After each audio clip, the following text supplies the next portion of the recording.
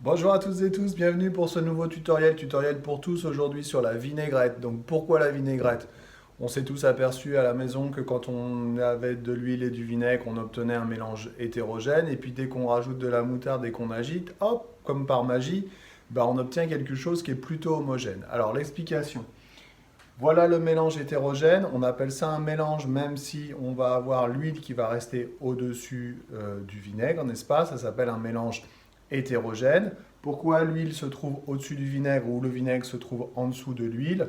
Parce que l'huile a une densité qui est plus faible que celle du vinaigre ou le vinaigre a une densité plus forte que celle de l'huile. Mélange hétérogène et on va donc rajouter à ce mélange hétérogène, on va rajouter de la moutarde. Et la moutarde contient ce qu'on appelle un tensioactif.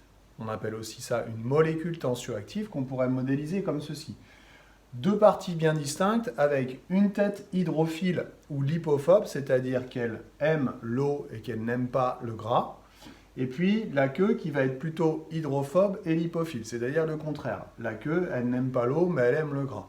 Du coup, quand je vais rajouter cette molécule, ce tensioactif, cette molécule tensioactive à mon mélange hétérogène, eh bien, les petites molécules tensioactives vont se positionner comme ceci. C'est-à-dire qu'elles vont mettre la partie lipophile vers le gras et la partie hydrophile vers l'eau, parce que le vinaigre, en fait, est constitué en grande partie, en grande majorité d'eau.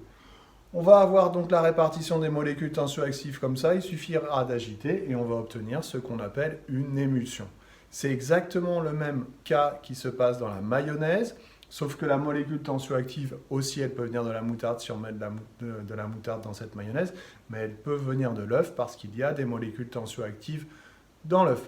Dernière précision, mais sans doute que je ferai un tuto là-dessus aussi, c'est pareil dans la lessive.